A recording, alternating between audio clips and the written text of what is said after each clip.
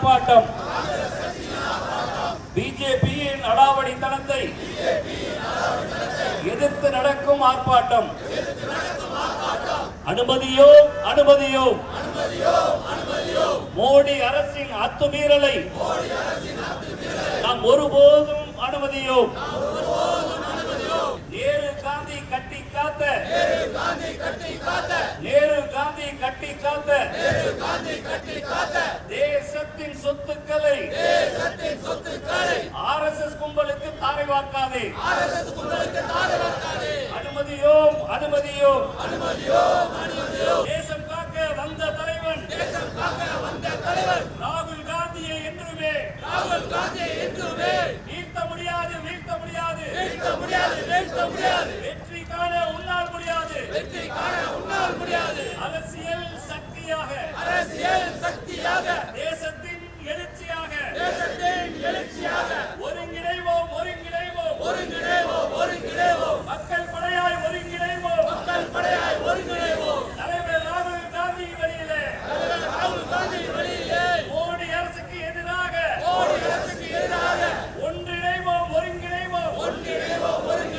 அடக்குமுறையை ஏவாதே.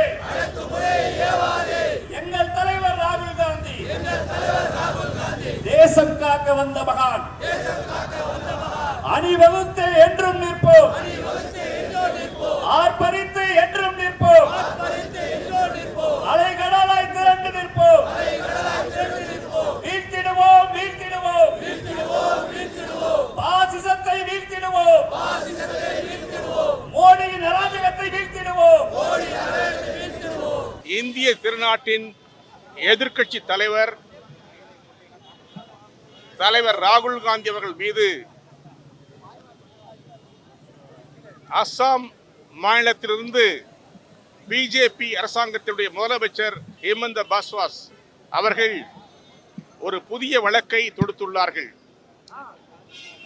தலைவர் ராகுல் காந்தி அவர்கள் இந்தியாவில் 1947ஆம் ஆண்டு சுதந்திரம் பெறவில்லை என்று RSS தலைவர் மோகன் பகவத் அவர்கள் தெரிவித்த கருத்துக்கு மறுப்பு தெரிவிக்கும் வகையிலும் ஜனநாயகத்தை காக்கும் வகையிலும் போராடி பெற்ற சுதந்திரத்தை நிலைநிறுத்தும் வகையிலும் இந்தியாவில் கோடிக்கணக்கான லட்சக்கணக்கான காந்திய தொண்டர்கள், காமராஜ் தொண்டர்கள் நடத்திய சாத்வீக போராட்டத்தின் வழியாக கிடைத்த சுதந்திரத்தை பெறவில்லை என்று சொல்லுகிற சக்தி எந்த கொம்பனுக்கும் கிடையாது.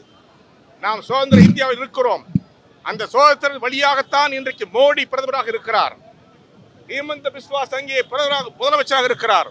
இந்தியாவில் எல்லோ மாநிலங்களிலும் முதலமைச்சர்கள், அமைச்சர்கள், நாடாளுமன்ற உறுப்பினர்கள், சட்டமன்ற உறுப்பினர்கள் என்று எல்லோரும் இருக்கிறோம்.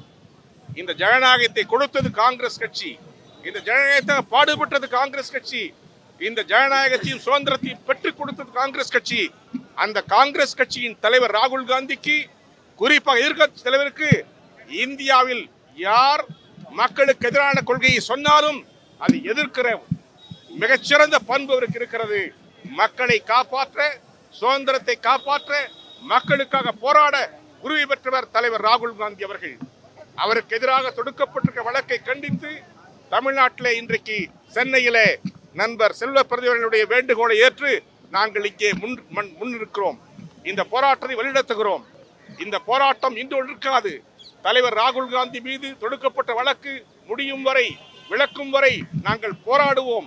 சுதந்திரத்துக்கும் ஜனநாயகத்துக்கும் பாடுபட்ட காங்கிரஸ் கட்சி இந்த கொள்ளையர்கள் முன்னாலே பயந்து ஓடிவிடாது என்பதை மட்டும் தெரிவிக்கிறோம். இந்தியாவில் ஜனநாயகம் காக்க, சுதந்திரம் நிலைக்க இந்த நாட்டிலே தலைவர் ராகுல் காந்தி தலைமையிலே, கார்கே அவர்கள் தலைமையிலே நாங்கள் தொடர்ந்து போராடுவோம் என்பதை தெரிவிக்கிறோம்.